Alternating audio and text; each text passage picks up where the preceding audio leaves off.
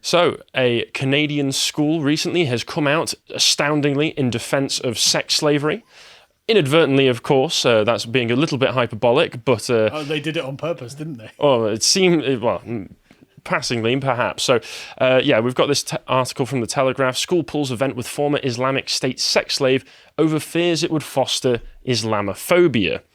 That's right. So let's take a deep dive into this. So a Canadian school... before we go on. Oh, yeah. Before we go on.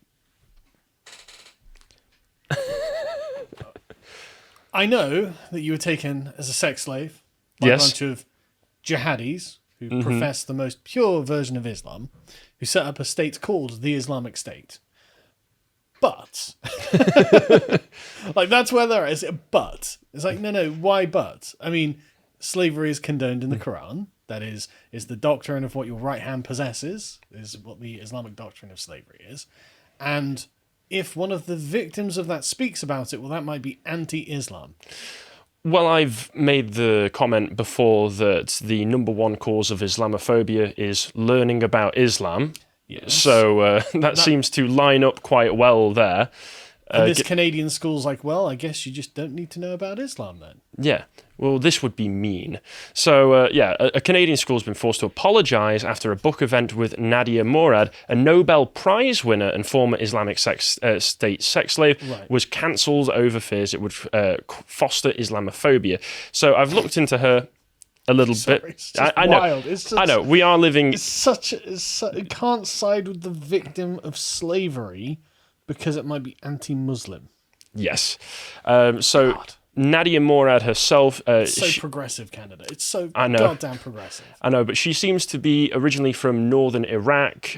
She was a Yazidi, which I'd not heard of prior to this, but apparently they are quite persecuted among radical Islamists who believe them to be some form of devil-worshipping pagans, and she was captured by ISIS when they overran northern Iraq in 2014, and, spectacularly, she managed to escape 3 months after she was enslaved by them, and since then she's become a spokesperson for these kinds of topics. So, all in terms of her story, obviously quite harrowing and horrific, but still she's quite inspirational in the fact that she was able to escape from it and go out and talk about these sorts of things. But Canadian school boards, Toronto School Board, says no. Says no, we don't want any of that. We don't want anybody to disparage the great word of Islam. Of ISIS. So Helen Fisher, the superintendent at the Toronto District School Board, voiced her concerns over Ms. Murad's The Last Girl, My Story of Captivity and My Fight Against the Islamic State, which is the book, and said that her students would not participate in a sit-down event with the author scheduled for February. So they just cancelled this. This is very progressive, as you've said. Don't worry about this actual victim of abuse and sexual slavery. Just worry about the poor victims of Islam. Wild. Yes. Well, worry about the dignity of Islam. I mean, these victims are making it look bad. Go away, shoot. Yep, get behind the curtain. Yeah. The move drew wide criticism, as you would expect. And the board has been forced to clarify that these views are not its official position and that it will be reviewing the book. So we're not siding with the Islamic State. We're siding with their victims. Yes. Unlike this other woman. Yes, I mean, it seems to have been a pretty official decision, seeing as it was made by the superintendent, but they've obviously just walked it back from this point. Yeah. And Ms. Murad's frightening story details her family being executed and how she was snatched from her home and sold into sexual slavery. She was raped, tortured, and exchanged among militants in northern Iraq before escaping. So, pretty typical story, sad to say, with people who have been captured by ISIS. I mean, there were thousands of young women who were sold into sex slavery by ISIS. And once again, she suffered pretty awful things, but still has come out of the other side of it, managing to try and spread some positive message, which is... at least to educate people on what happened. Yes. And she is a Nobel Peace Prize laureate, UN Goodwill Ambassador, and a leading advocate for survivors of genocide and sexual violence. Once again, not good enough for the Toronto School District. No. She's a symbol of Islamophobia. Yes.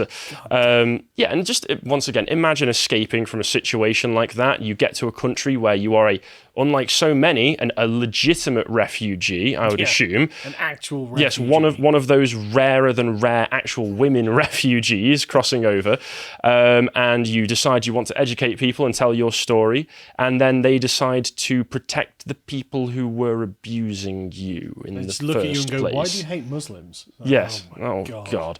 After Ms. Fisher's claims, Tanya Lee, a Toronto mother and entrepreneur who runs the book club for teenage girls called A Room of Your Own, said she sent an email back with information about Islamic State from the BBC and CNN, according to the Globe and Mail. This is what Islamic State means, Ms. Lee wrote to the superintendent. It's a terrorist organisation. It has nothing to do with ordinary Muslims. I mean, debatable. No. Hang on. I agree with that. I'm sure that most Muslims don't support the Islamic State, right? Well, yeah. And so what I love about this is they're conflating Muslim and then terrorist, Islamic State, jihadi. I can't see the difference. They're the same picture. Yep, it's quite Helen telling. Fisher's perspective. And the next day, Ms. Lee said that Ms. Fisher sent her a copy of the board's policy on selecting equitable, culturally relevant and responsive reading materials. Right. So yeah, that is just the case of here's the two pictures, terrorist, normal Muslim. They look like the same picture to me. Yeah, according to Helen Fisher. Yeah.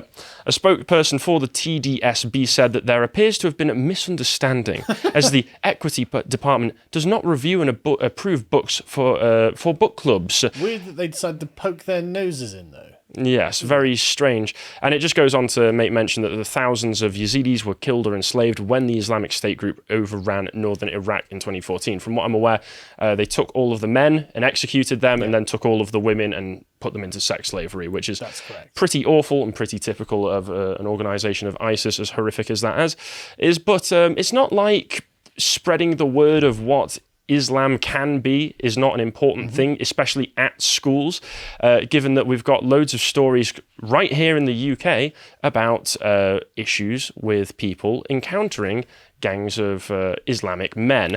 And one thing that we've spoken to several victims of the grooming gangs, one thing that the women who were victimized as girls say is that there was a distinct religious component to this.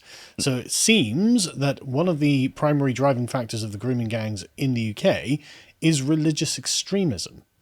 Yes, and we will get into a little bit of that in the next article after this one. But so this is Sky News' reporting on it. So police have been urged to declare war on a child grooming gang after several women told Sky News that they were abused by a group of men operating in Hull. A police probe into the alleged crimes has gone dormant, but the UK's former top child abuse investigator has called for detectives to double down on the case after examining 1,000 pages of evidence. You don't need 1,000 pages of evidence to decide to double down on multiple allegations coming from dozens of women. Rape gangs of religious extremists. So, we've got 500 pages. I'm not sure we're ready yet. We need to get another 500 pages. Yeah. Sky News has gathered testimonies from several alleged victims, including one who claims primary school children were targeted, because these people are not above that. I mean, if you're going to take the one step, why not go further? Operation Marksman, an investigation by Humberside Police into an alleged child grooming gang in Hull, wound down earlier this year with no charges against any of the 34 people arrested. So, got enough evidence to arrest 34 people. But from there, let them go. Seem all right. Absolutely useless. After examining the transcripts of interviews, diaries, text photos, and school logs from alleged victims, Jim Gamble, the former head of the Child Exploitation and Online Protective Service, said that there was significant corroboration and the case should go to court. Obviously. Yes. If they need additional evidence, then go out and get it, Mr. Gamble said of Humberside Police. We need to declare war on this type of behaviour. We need to say it's a priority. It's not just about exploitation. It is about rape by appointment. I'm smiling because it's just ridiculous. Like, imagine what the poor victims of this are feeling like. Yes. They're like, okay, well, like, the police have come and interviewed me, and then they didn't charge these guys, so I guess these guys have got a green light to carry on, because it seems like the state is approving of their behaviour. They're just outside the police station. The 34 people go in, they go out again 5 minutes later, being probably waved off with like big smiles. I mean, I bet they can't believe their luck. They must be like, well, they want us to do this. Why wouldn't they punish us? They're giving us the 2 thumbs up to just go ahead. Yeah, so you didn't commit any crimes. And then you get one guy who's not even working for the police anymore going like, actually, we might want to look into this a bit further. I mean, come on, guys. Is there anything about the religious extremists raping children that we think might be illegal? Sarah, not her real name, says she was repeatedly raped from the age of 13 in a block of flats up in Hull up until 2019. But no, if she points to some guy, we don't have enough evidence.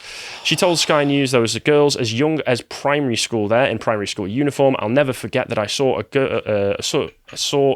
I'll never forget that girl I saw sat there in a primary school uniform, probably 8 or 9 years old. And there's no real words to describe how utterly deplorable and sickening that is.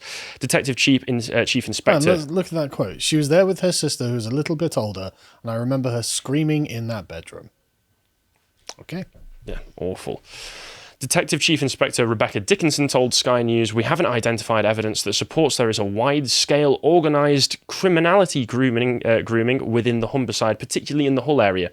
Well, there were in 20 other cities in the UK. Why not this one? Yeah, and I think all of the victims would beg to differ after they've given you all of their statements. Got 1,000 pages of evidence, 34 guys, but it's not widespread. Yeah. It's not organised or anything. Yeah, we will have, as part of our policing delivery, hotspots where we get reports in and then we put out the patrols in those areas and do these investigations to confirm whether or not we have got wide-scale child sexual exploitation. In relation to the investigation, we can say we have got no organised criminality within Humberside Police, the whole area, for child sexual exploitation. I can only say they want this to happen. Yeah, they want this to happen. You've not been looking hard enough, or whatever you've found, you've just covered it up, swept it over to the side, as we've seen countless times at this point. I love the wide scale. What's wrong with it being narrow scale? What's wrong with it? Just one example is too many, is it not?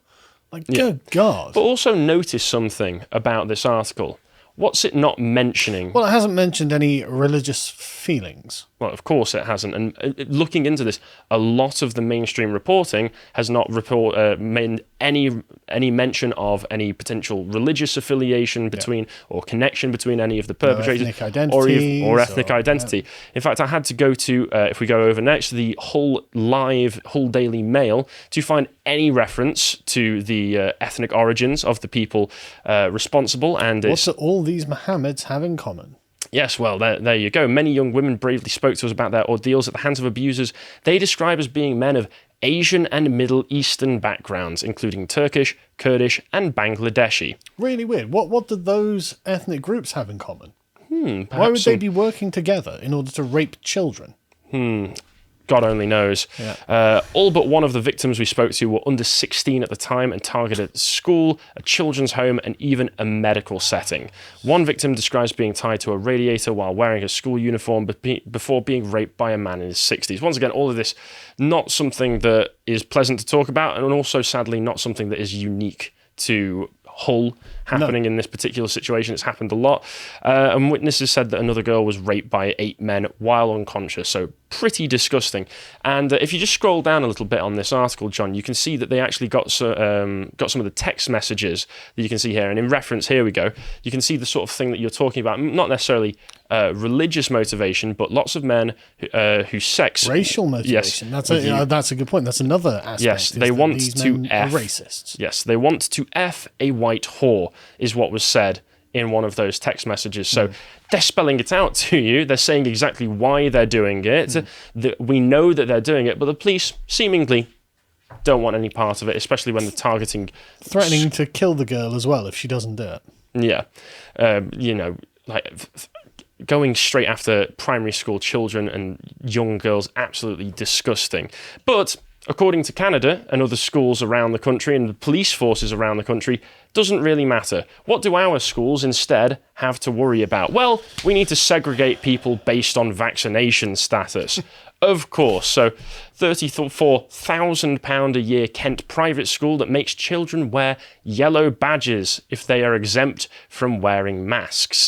The private school in that is just like Nazis. Yes. I asked myself when I saw this, are those little badges, are they in the shape of a star? Yeah. Perhaps, because surely, how do you not notice the similarity with what you're doing? Well, they know. They must know. Yeah, they do it anyway, even if they do. Yeah. So it's been slammed for the inappropriate similarity to Yellow Star's Nazis forced condemned Jews to display. And we can all recognize and acknowledge the similarity, but even if it was just a big thumbs up to identify you, shouldn't be doing it anyway, because you are creating a segregation within that school based on people's status. Medical apartheid. Yeah, medical That's what apartheid. they're creating, Yeah, Farrington School in Chislehurst made face masks mandatory for students in classrooms and corridors amid concern over rising COVID-19 cases. Is this what you've got to worry about when the kids are not really at risk from COVID in the first place, as that's just going by the statistics that are widely available through the NHS website?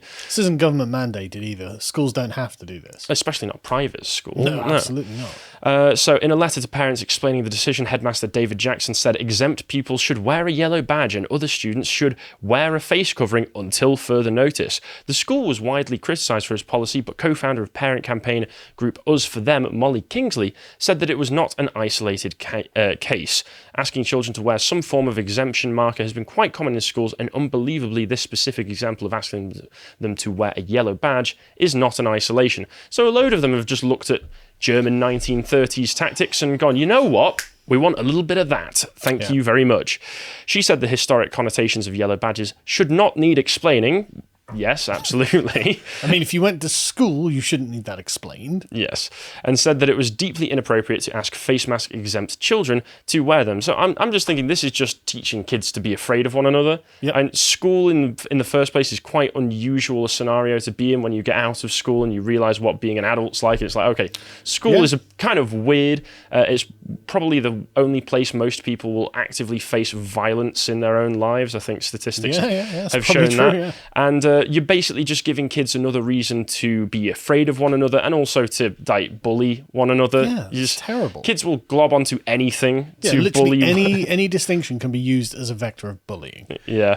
A spokesperson for the school said the decision to reintroduce masks was taken following Public Health England advice in response to a spike in cases after the October half-term holiday. I mean, all the kids are able to go outside of school and do whatever they want. Well, it's not mandatory. I mean, like my kids don't have to wear masks and stuff in school. Or yellow stars.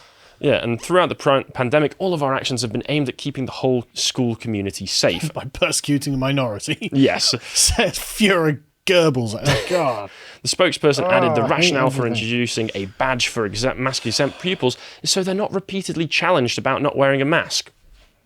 So they'll instead get repeatedly challenged about why you've got that badge on. Being a Jew. Yeah. Yeah. So that's with that school. So that school's going to pot. If we move along, we can see that another private school has had issues with a woke head teacher who's been accused of indoctrinating pupils over critical race theory, and they've quit. And to be honest, woke head teachers indoctrinating pupils, I'm going to quote one of your friends here, imagine my shock.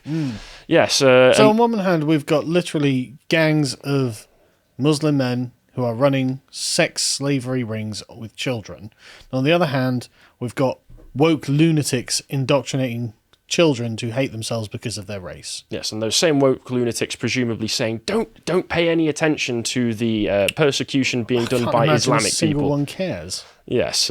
The head teacher of Britain's most expensive day school has resigned following a row over a new woke agenda at the £32,000 a year institution.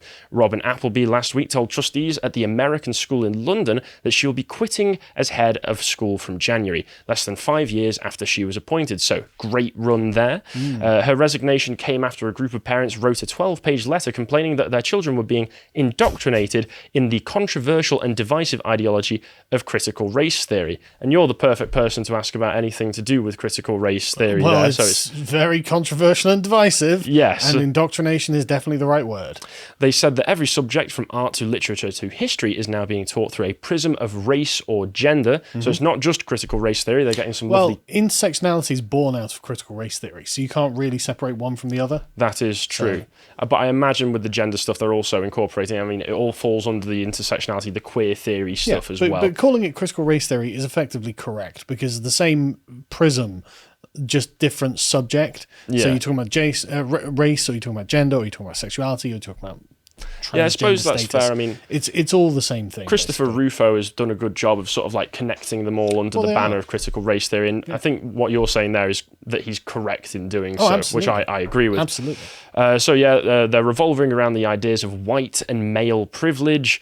The letter also alleged that a recent decision to create racially segregated after-school clubs in which pupils mix solely with peers of the same ethnicity was illegal as it breaches the Equalities Act. I mean, yes, obviously. You know what's interesting, right, is that in World War II, we didn't have racial segregation, right? So American forces would come over, you'd have the black units and the white units, and they weren't allowed to mix. And that was unusual for the English, who were like, what? Well, why do you care so much? Exactly. And so the white American forces would get offended when the British would just accept the black Americans as people, and they couldn't stand it because we didn't have the same history as America. And as I said there, it's an academic hypothesis introduced from America in the 1970s.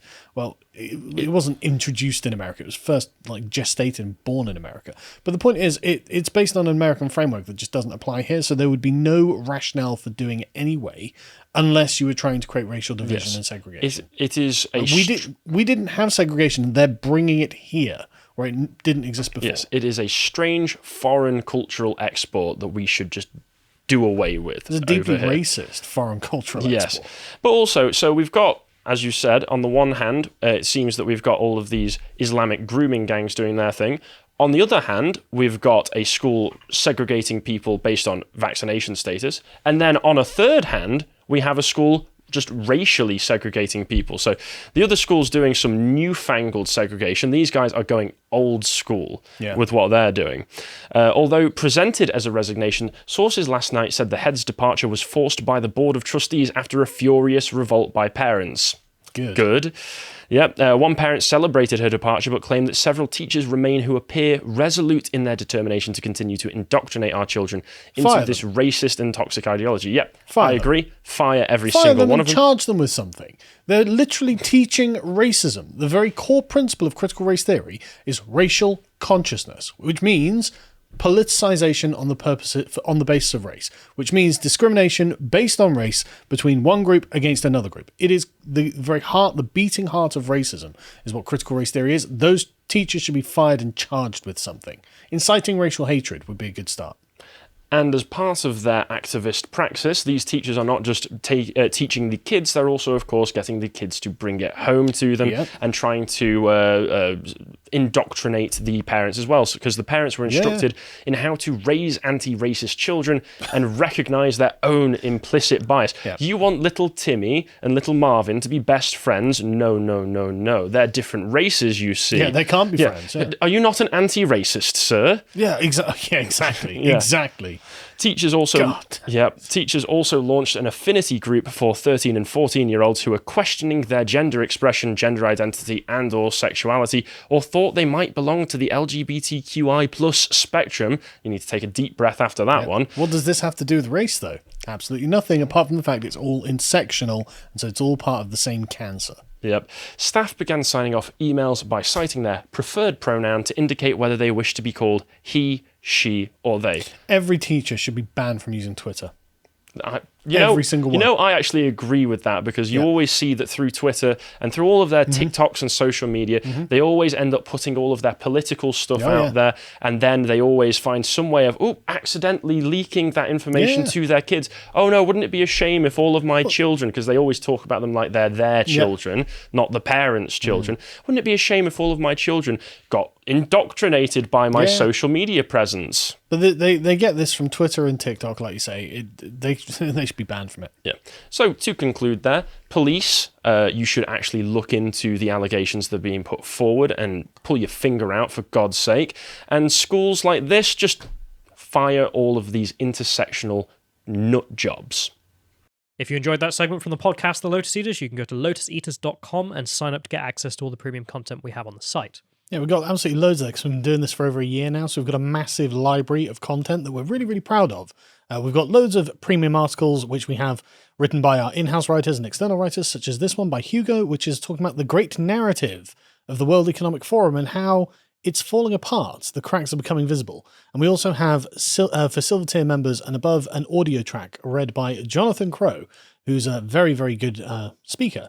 And this makes it easier for you.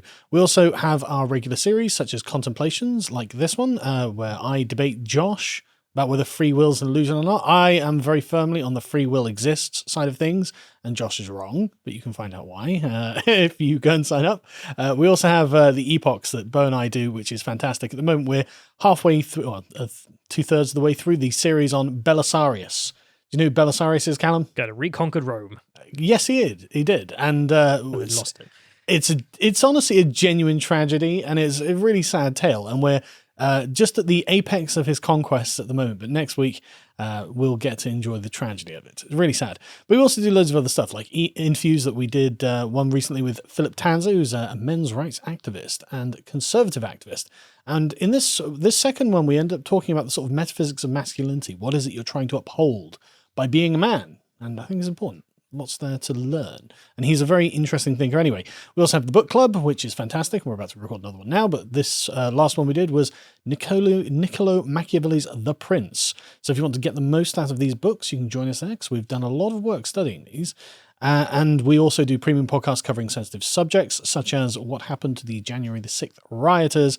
And we do slightly more academic ones, such as this next one about the origins of intersectionality. Where does the term come from? What's the point of it? Well, I went and read everything that Kimberly Crenshaw wrote about it, and, well, it's not good news, frankly. In addition, you can also follow us on any of the social medias, such as getter.com, so you can follow us there at lotuseaters_com, and also you'll be speaking at the Counter Conference conference.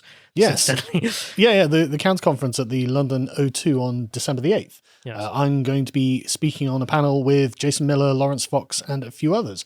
It's going to be fantastic, so come down and see us there. But anyway, if you'd like to get access to all that premium content or follow everything we do, please sign up at lotuseaters.com. Thank you and goodbye.